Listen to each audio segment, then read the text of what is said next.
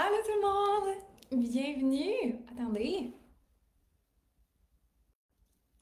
Allô tout le monde! Bienvenue dans un atelier qui est un premier live coaching qu'on a sur le groupe Facebook cette année. Très hâte de vous accueillir. Dites-moi un petit coucou quand vous êtes là. J'aime savoir c'est qui est là en live. Je vais ouvrir aussi mon Facebook. Aujourd'hui, on planifie votre Vision Board 2025 et on planifie vos objectifs également. Fait que c'est vraiment excitant. J'avais hâte de faire cet atelier-là parce que habituellement, je fais au moins une fois par année quelque chose de ce genre-là. Il y a une année que j'ai fait vraiment un atelier Zoom Call plus, tu sais, en mode payant. Cette année, j'ai décidé de le faire gratuit parce que j'avais envie de donner quelque chose sur le groupe Facebook ici qui a beaucoup de valeur puis qui va vous motiver. Euh, et aussi parce que principalement, j'ai décidé de le mettre accessible à toutes, donc pas juste à mes clientes, mais à tout le monde. Parce que je pense qu'on a tous besoin de ce petit boost de motivation-là au début de l'année, puis ça va me permettre de pouvoir vous aider. Et aussi parce que moi, je l'ai faite cette année et j'ai bâti un template que je vais vous donner, que j'ai partagé dans les commentaires du live. Donc, c'est le template Notion que je vais aller plus en détail aujourd'hui avec vous, puis je vais vous aider à le remplir. Donc, c'est d'ailleurs une des choses qu'on va faire. Donc, j'ai vraiment hâte à ça. J'ai aussi annoncé que j'allais faire moins de live ici, mais des lives beaucoup plus intentionnels. Donc, je sais que vous avez du temps limité. Je sais aussi que vous aimez ça, être en live avec moi. Mais je veux m'assurer que quand vous êtes en live avec moi sur le groupe ici, vous repartez avec des actions. Donc, oui, c'est intéressant d'avoir des conversations. Je veux conserver l'authenticité puis d'être plus dans le moment dans les lives ici, vu que c'est moins planifié. Mais je veux que vous repartiez avec de l'information condensée et que vous partiez avec des actions clés qui vont vous aider dans votre business ou dans votre mindset. Donc, c'est vraiment mon intention avec le groupe Facebook cette année d'avoir moins de lives, mais des lives vraiment plus intentionnels avec très fort probablement beaucoup plus de valeur condensée. Est-ce que vous aimez ça? Est-ce que vous êtes partante? Puis qui est ici pour se fixer des objectifs versus qui est ici pour challenger sa vision puis challenger un peu c'est quoi qui est possible dans leur année? Je suis curieuse de vous entendre. Donc, pour commencer, on va se fixer un mot de l'année. Donc, une de mes intentions avec vous aujourd'hui, c'est que si vous n'avez pas trouvé votre mot fort de l'année, quelque chose qui va définir une de vos intentions, c'est une des choses qu'on va se faire. On va se poser quelques questions pour y arriver. Je vais vous partager mon mot de l'année, puis je vais aussi vous partager comment je vais transposer ça dans des actions concrètes. Puis vous allez être en mesure de faire la même chose. On va également planifier des checkpoints, donc dans votre horaire, pour que vous puissiez voir est-ce que vous êtes en train de progresser vers votre vision, vers vos objectifs. Donc, c'est toutes des choses qu'on va voir aujourd'hui en comme même pas 30 minutes. Allô Karine, j'espère que ça va bien, j'espère que t'es pas trop débordée. Donc, voyons, excusez-moi, j'ai de quoi dans la gorge. Alright, donc la première étape à se demander quand on a envie de faire son vision board, c'est de regarder c'est quoi qu'on veut avoir comme feeling quand on regarde son vision board. On veut-tu se sentir adouci, inspiré, motivé? On veut-tu se sentir, peu importe, insère le mot que tu veux. Personnellement, je suis quelqu'un de très visuel. J'aime ça, les belles images, j'aime ça quand c'est esthétique. Moi, juste nécessairement juste mettre un vision board avec des affaires qui ont pas rapport puis qu'il n'y a pas un vibe esthétique, ça le fait pas pour moi. Fait que je vais vous partager mon vision board dans le Notion que je vous ai partagé. On le voit très bien. Donc, si vous cliquez là, sur le lien que je vous ai mis dans la description, vous allez voir, il y a chaque catégorie, finance, carrière, médias sociaux, santé, beauté, passion, relations, maison, etc. Puis j'ai mis une belle image qui me donne le feeling, qui me motive et qui m'inspire à aller dans cette direction-là. Donc, on est des êtres, oui, visuels, mais on est des êtres aussi qui ont besoin de voir qu'est-ce qui est possible. Puis c'est pour ça que je crois au vision board. Je crois pas nécessairement que tu mets quelque chose sur ton vision board puis ça va absolument se réaliser l'année prochaine. Par contre, ça va te montrer ou te rappeler c'est quoi qui est possible.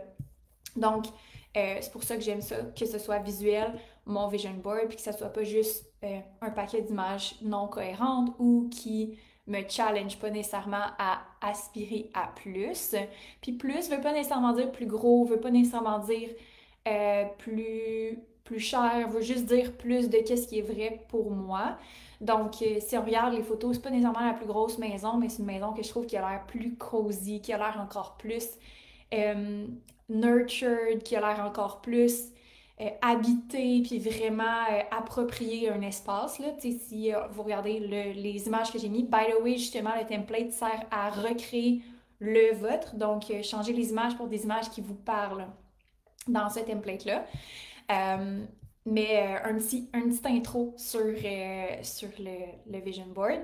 Maintenant, les questions à se poser pour votre vision board cette année. Où est le lien? Je le vois pas. Ah, zut, attendez. Il est supposé être dans la description du post. C'est écrit post detail. Donc, en dessous de la vidéo, si tu cliques puis tu scrolls, je ne sais pas si ça va fonctionner. Sinon, je vais vous le remettre dans les commentaires. Si jamais vous ne le voyez pas, ça va peut-être être plus facile. Stéphanie, merci de me l'avoir dit. Donc, le lien Notion, je viens de le mettre dans les commentaires, puis je vais l'épingler comme ça, vous allez pouvoir le voir. Donc, ce vision board-là, c'est le template qu'on va partir aujourd'hui pour les réflexions, pour choisir votre mot de l'année, puis briser ça dans des sous-objectifs, puis des actions clés. Donc, la première question à se poser, avant de tout remplir les différentes catégories que je vous ai parlé plus tôt, qui sont finances, carrière, médias sociaux, style personnel, apprentissage, relations, passion, voyage, whatever, avant de s'en aller là-dedans, on veut se poser des questions. Qu'est-ce qui est vraiment important pour nous? Parce qu'on ne veut pas juste mettre un vision board pour mettre un paquet d'images là-dedans, puis sans trop se poser de questions non plus. Il faut que ça, comme j'ai dit, il faut que ça soit vrai pour vous.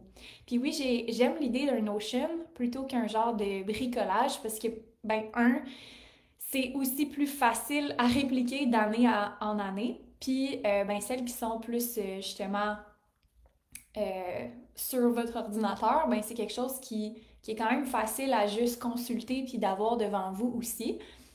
Puis j'aime aussi qu'avec ce template Notion-là, vous pouvez créer des actions spécifiques puis de vous mettre des tâches puis des reminders à l'opposé de juste avoir le vision board, tu sais, qui n'est pas nécessairement actionable. Tu peux pas nécessairement prendre des actions par rapport à ça. C'est une différente façon de le faire, mais si vous aimez le bricolage, go for it. Il n'y a rien qui vous empêche de faire le bricolage après avoir fait les réflexions aujourd'hui.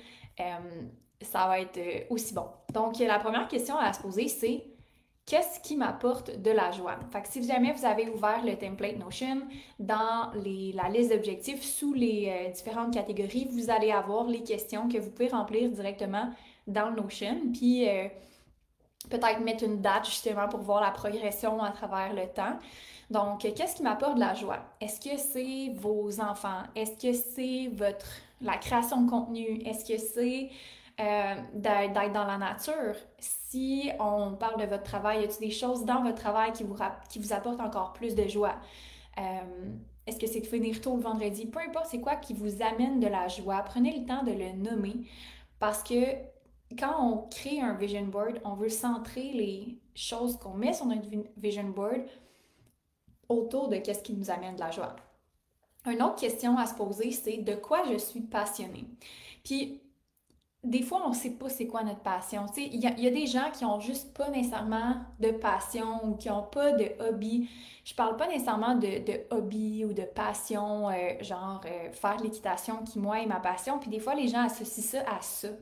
Mais être passionné, ça peut juste dire hey, je suis passionnée par mon rôle de maman ou comme j'aime vraiment m'impliquer dans ma famille. Comme ça me passionne d'organiser les fêtes d'enfants, ce genre de choses-là, comme c'est bien parfait. Ça me passionne de faire à manger, j'aime ça, faire à manger. Ça peut être hyper simple, OK? Mais si jamais vous avez quelque chose qui vous suscite plus d'intérêt, que vous passez du temps à faire de la recherche, que Tu sais, exemple, que vous passez peut-être des heures à faire des recherches pour la bouffe ou que vous, c'est l'entraînement, vous êtes vraiment comme vous cherchez toujours des façons de vous améliorer dans votre entraînement, peu importe c'est quoi, ok? Ça n'a pas besoin d'être genre un hobby ou une activité spécifique comme, mettons, l'équitation.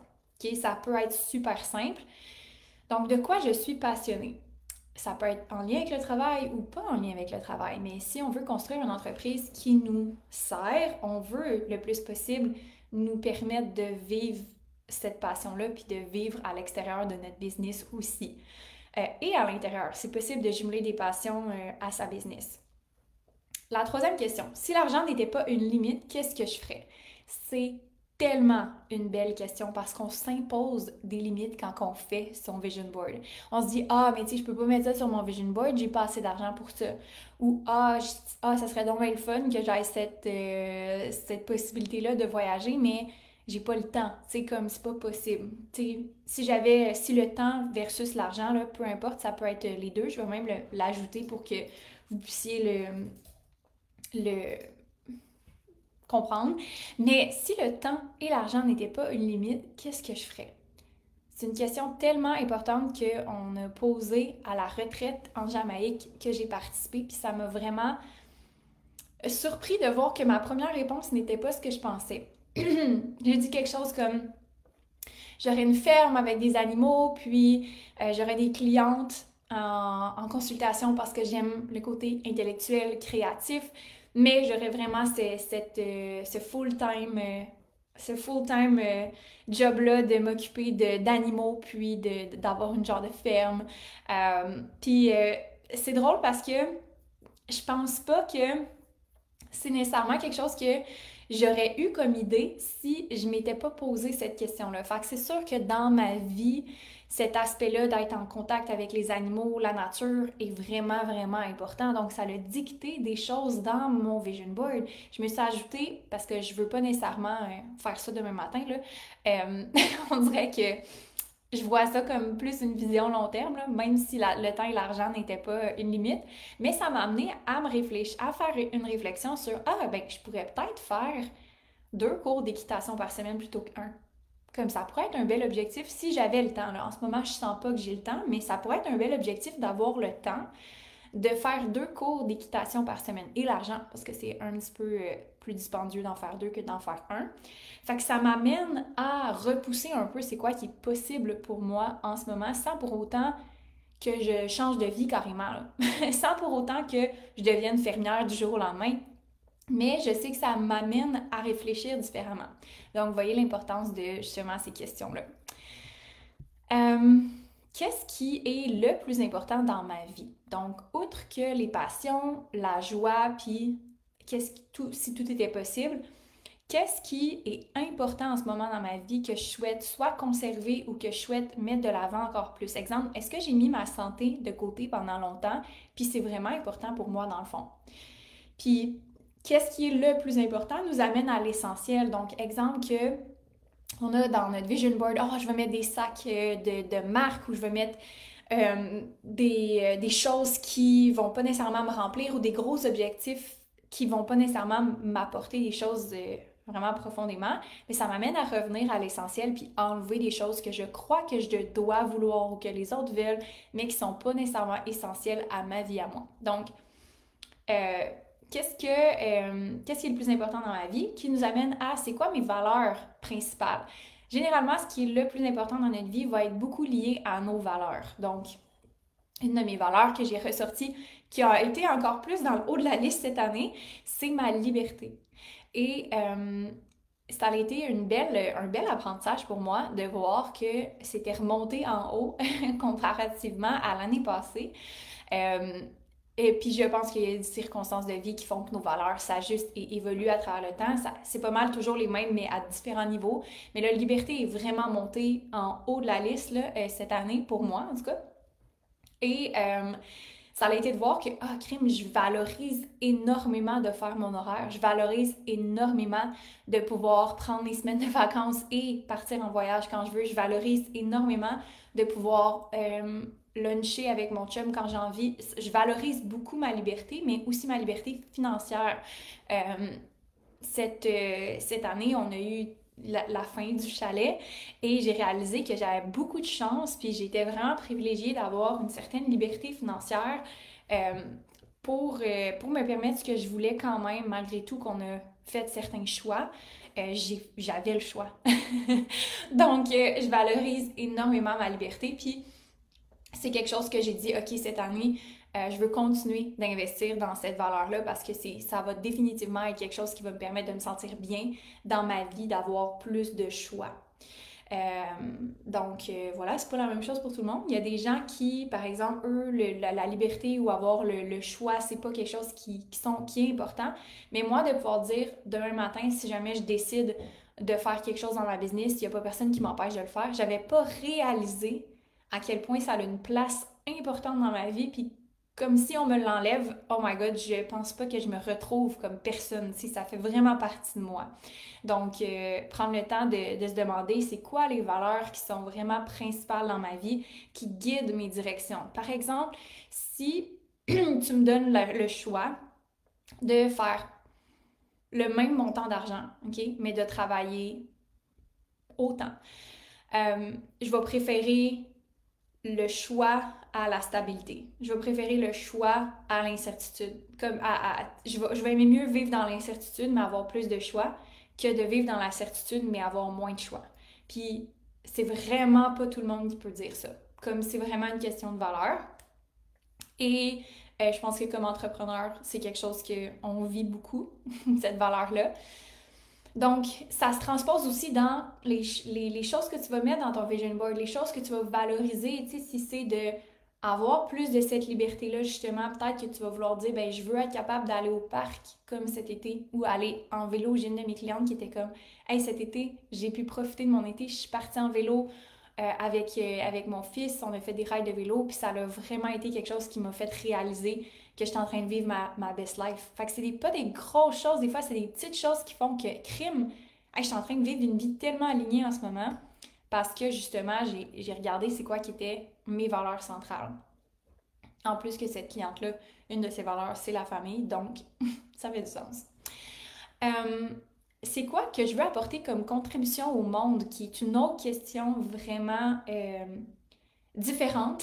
Peut-être qu'on se pose pas cette question-là à chaque jour, mais qui nous ramène à un but plus profond. Des fois, ça peut être un peu self-centered de faire un vision board sur qu'est-ce qu'on veut, nous. Puis on peut sentir peut-être de la culpabilité ou on peut sentir peut-être que, ben là, pourquoi que je fais tout ça? Dans le fond, y a-t-il un but profond à la vie? Et de se demander qu'est-ce que je veux apporter comme contribution au monde peut nous amener une perspective intéressante et différente sur qu'est-ce que ça va me donner de faire tout ça? Qu'est-ce que ça va donner aux autres de faire tout ça? Est-ce que ça va faire en sorte que tu vas avoir une meilleure qualité de vie pour ta famille? Est-ce que ça va faire en sorte que tes clients vont bénéficier d'un meilleur service? Est-ce que ça va faire en sorte que tu vas vivre, tu vas faire vivre des expériences incroyables à ton conjoint, à ta conjointe, à peu importe, à tes parents. Donc, qu'est-ce que ça va avoir comme impact? Peut-être vraiment proche de toi ou plus large que toi. Contribution au monde, c'est pas genre dans le monde, mais c'est plus dans le monde autre que toi. Ensuite, comment je veux être remémorée? Et ça indique beaucoup sur est-ce que tu fais des choix que tu vas regretter. Est-ce qu'en ce moment, la vie que tu vis, si tu es sur ton lit de mort, puis tu te demandes est-ce que je vis la vie que je veux vraiment vivre, ça te fait remettre en perspective. Comme est-ce que je suis en train de vivre qu'est-ce que je veux vivre? Est-ce que je veux être remémorée de cette façon-là? Oui, non. Est-ce qu'il y a des ajustements à faire? Parce que c'est une question que tu peux te poser à n'importe quel moment dans ta vie. Est-ce que si je meurs demain matin, je suis fière et je vis en paix avec les choix que j'ai faits, puis je suis remémorée d'une façon telle que je veux être remémorée. Pour moi, ça a été une grosse réalisation aussi cette année de faire Oh my God, on peut toujours accomplir plus, on peut toujours faire plus ou peu importe. Par contre, de se poser cette question-là m'a fait aller un petit peu plus loin dans mon ambition parce que je me suis dit, je sens que je suis pas exactement, je sens que je veux apprendre plus, je sens que je peux faire plus en ce moment. Puis ça m'a donné envie de d'apprendre un peu plus. Donc je me suis dit, ah ben je veux moins scroller cette année, comme j'aime scroller une fois de temps en temps, vraiment une fois de temps en temps pour me divertir ou m'inspirer, mais vraiment limité. Mais je veux remplacer ça par l'éducation AI et l'éducation sur le data puis la collecte de data en ligne parce que c'est vraiment des sujets qui vont m'être utiles, mais aussi que je veux créer un impact auprès de ma communauté, donc les entrepreneurs que j'aide, parce que je sens que c'est pas assez discuté, je sens que c'est pas assez vulgarisé, puis je sens qu'on s'en va vraiment dans cette direction-là, donc je veux être en mesure d'avoir un impact, puis je veux être remémorée comme quelqu'un justement qui développe son potentiel puis qui fait vraiment tout ce qu'elle peut pour pouvoir profiter de cette vie-là, pour développer mon plein potentiel. Tu sais, comme j'ai juste une vie à vivre puis je veux pas être une de ces personnes-là qui arrête de vivre à 30 ans, qui arrête d'apprendre, qui arrête d'évoluer, qui arrête de découvrir, qui arrête d'être une élève. Comme ça a été une de mes réalisations. J'ai pas tout appris, là. J'ai même pas encore 30 ans. Donc, je veux pas être une de ces personnes-là qui arrête d'apprendre avant 30 ans. Donc, après ça, les choses que je me suis posées comme question, c'est en quoi consiste une vie prospère pour moi? Donc, pas pour quelqu'un d'autre, mais pour toi. C'est quoi qu'il y a dans cette vie prospère-là? Est-ce que c'est plus de temps en famille? Peu importe. Ensuite, dans cette même lignée-là, il y a 3 questions qui sont similaires, mais qui vont t'aider à définir plus dans le détail de ton quotidien comment tu peux intégrer plus de ton vision board dans ton quotidien. Fait en quoi consiste une vie prospère pour moi, mais de quoi est constituée une journée idéale? Est-ce que tu parles à des clients en Zoom? Est-ce que tu les vois en présentiel? Est-ce que tu transmets des connaissances? Est-ce que tu gères une équipe? Est-ce que tu es conférencière? Est-ce que tu as un matin tranquille ou tu as un matin occupé? Est-ce que tu prends tes fins de journée off? Est-ce que tu travailles le soir? Est-ce que tu prends un bain le soir? Est-ce que, peu importe, c'est quoi une journée idéale pour toi? Comme si tu avais à la définir pièce par pièce. Encore une fois, c'est pas d'avoir des idées irréalistes, de te dire, ben, je travaille pas la journée ou whatever ou quoi que ce soit, mais c'est d'essayer le plus possible de le remplir de choses que tu sais qui sont accessibles puis qui pourraient se produire peut-être dans cette année. Puis ensuite, de quoi est constituée une semaine idéale et ensuite une année idéale. Est-ce qu'il y a des voyages dans cette année-là? Est-ce qu'il y a des semaines de vacances dans cette année-là? Est-ce qu'il y a des spectacles? Est-ce qu'il y a des milestones? Est-ce que, peu importe, des date nights? Qu'est-ce qu'il y a dans cette année-là au total si on zoom out? Comment tu vas te souvenir de cette année-là? Donc, c'est ce qui va t'aider à définir ton mot pour 2025, ton intention. Et mon mot pour l'année 2025, c'est fierce. Donc, au début, je n'étais pas sûre. J'hésitais entre CEO, energy, tu sais, comme d'être vraiment la boss de ma vie. Puis ça a beaucoup en lien avec le mot liberté que je vous ai dit qui est remonté vraiment fort cette année. Mais il y a quelque chose par rapport à mon chiffre de mindset qui était nécessaire en termes d'assumer le côté un petit peu plus fierce de ma personnalité qui est autant important que le côté doux et bienveillant et chaleureux et accessible que j'ai déjà. Mais il y a un côté aussi, le Fierce Woman era que j'ai parlé sur Instagram, qui est vraiment, vraiment une grosse partie de moi, que je pense qui n'a pas été tellement présent en 2024 pour différentes raisons personnelles et que j'en ai parlé ouvertement aussi, que ça a été challengeant sur le plan de notre projet Airbnb, puis j'étais vraiment en mode relax, en mode prendre soin de moi, prendre soin de mon énergie, prendre soin de ma santé, prendre soin de moi carrément pour être en mesure d'affronter ça, puis d'être 100% comment je pourrais dire ça, dans cette ère-là de ma vie que j'avais besoin de faire certains apprentissages au niveau du lâcher prise, au niveau de faire confiance, que ça va bien aller, tous ces apprentissages-là au niveau de comment être douce envers moi, lâcher prise sur des choses que j'ai pas le contrôle, contrôler ce que je peux contrôler, tout ça, c'est des choses que, oui, j'avais appris, mais comme que j'ai vraiment solidifié cette année avec ce que j'ai vécu. Et donc, je me sens dans une nouvelle ère où est-ce que je peux combiner les deux. Je peux combiner douceur et force, mais, euh, mais je sens que cette partie-là de moi avait vraiment, vraiment besoin de reprendre un peu plus de place. Puis un de mes plus gros apprentissages de l'année passée, qui était mon mot 2024, c'était être indéniable.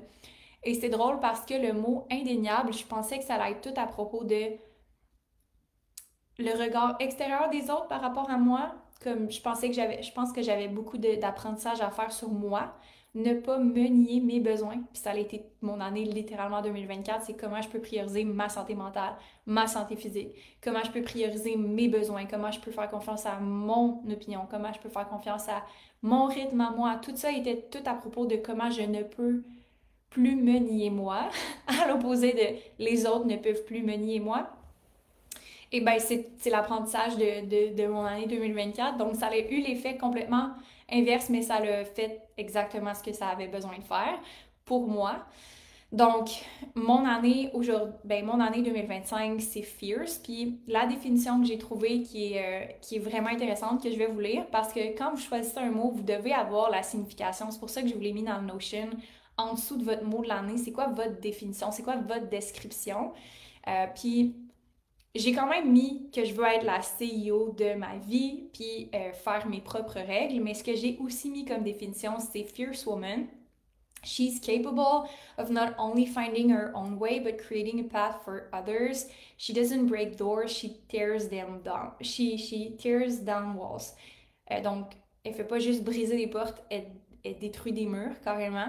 A fierce woman makes her deadlines, makes the call she dreads, makes good on her promises, and makes trouble when necessary, but only when necessary. Et c'est cette partie-là que je trouvais vraiment intéressante parce que je pense que au début de ma vingtaine, j'étais fierce à côté dans le fond. J'ai assumé que je voulais être entrepreneur, j'ai osé, j'ai défoncé des murs, j'ai défoncé des murs complets par rapport à moi puis par rapport aux autres, puis j'ai été une des leaders dans l'ère de la pandémie à prendre ma place comme coach, puis dans les premières aussi. Fait que je sais que j'ai défoncé beaucoup de murs, puis j'ai pris beaucoup de courage pour faire beaucoup de choses que j'ai faites, mais c'est comme si aussi je manquais l'expérience, puis je manquais la sagesse qui est nécessaire pour supporter cette force-là.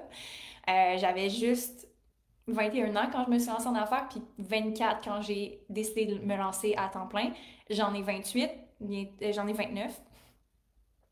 Bientôt 30, donc j'ai beaucoup plus d'expérience et de maturité émotionnelle qui vient avec le fait d'utiliser cette force-là à bon escient et de savoir quand l'utiliser, cette force-là, et comment l'utiliser. Donc, c'est ça mon année 2025, c'est d'être capable de combiner vraiment les apprentissages que j'ai faits dans les dernières années puis de les mettre ensemble avec force et de savoir justement briser des murs, mais de le faire d'une façon où est-ce que je vais créer du trouble. J'aime tellement cette phrase-là. And makes trouble when necessary, but only when necessary. Donc, j'ai pas peur de déranger. Je vais être honnête plutôt qu'être gentille. J'ai pas peur de dire qu'est-ce que je veux, de dire qu'est-ce que j'ai besoin, de le faire, premièrement pour moi, mais de l'expliquer puis de le démontrer aux autres parce que si je veux être capable d'amener les autres avec moi dans ma mission, dans ma business, dans ma vie personnelle, ben je dois être ouverte aussi à communiquer puis être ouverte à recevoir des gens qui sont pas d'accord, puis d'être confortable avec le rôle que je vais prendre là-dedans, de déplaire puis de mettre mes limites, mais aussi d'être capable de défoncer ces limites-là, puis que ça soit correct que les gens suivent pas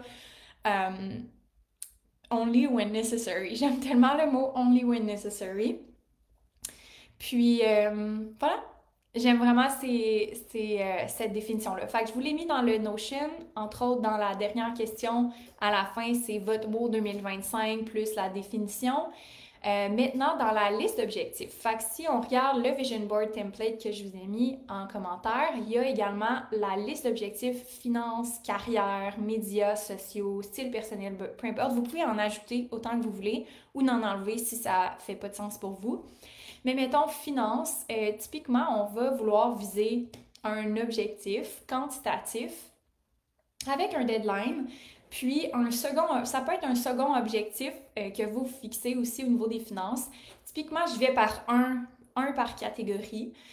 C'est suffisant. Puis, j'ai mis une catégorie vision 5 ans. Pourquoi moi, je commencerai par la vision 5 ans avant de vous fixer un objectif 2025? Parce qu'on sous-estime ce qu'on peut faire en 5 ans et on surestime ce qu'on peut faire en 1 an, souvent.